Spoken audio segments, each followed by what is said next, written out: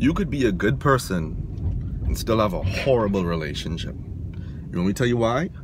Because you don't find good relationships, you build them. And see, this is the problem that we're facing in this country. A lot of us have become so focused on finding the right person, we've lost our ability to create good times with regular people.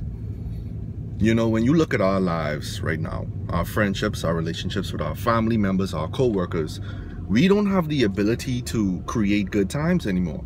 And it's because so many of us are carrying so much resentment, so much baggage, and so much fear. We're very sensitive to how much we expose ourselves to another person. And so we try to compensate. We try to compensate by finding the person who has all of the qualities that I'm going to need. A person who's going to make me feel very secure, very happy, very needed, very wanted, very desired, very comfortable. Those are great qualities to want to find in a person, but you can't expect those qualities to carry your relationship through. You have to contribute to that relationship as well to make it a good relationship. Now, here's the difference between someone with good qualities and someone maybe who doesn't have as much good qualities. You can start building your relationship off with a higher grade level. When you have a person who maybe had both parents, they had a good environment growing up, they didn't have too much adversity, they had a little bit to shape their character, but they didn't have too much that made them fearful. You realize that you don't have to work as hard to get to a good relationship. But then what about the people that didn't have good childhoods? What about the people that have been hurt, that have went through some serious trauma that has created a lot of unnecessary fear inside of them? Well, you're going to have to work harder with that person to get to that very good stage in the relationship. It doesn't mean it's impossible. It just means you have to work hard. This is why it's so important for us to understand how serious this dating process is, because a lot of us don't have the capacity to commit to a person who needs a lot of help.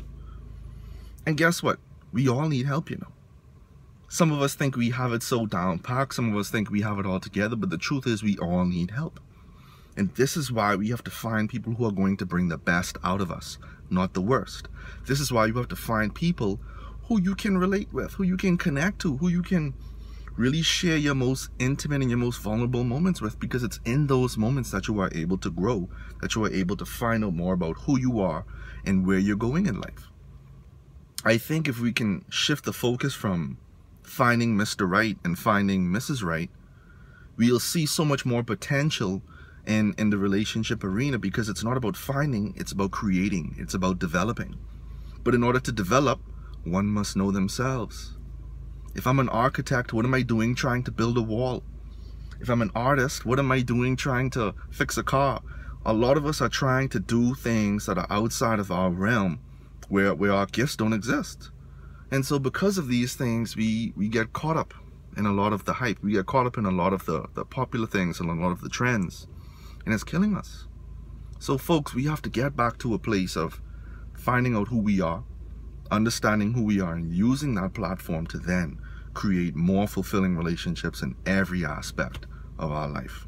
Love you all.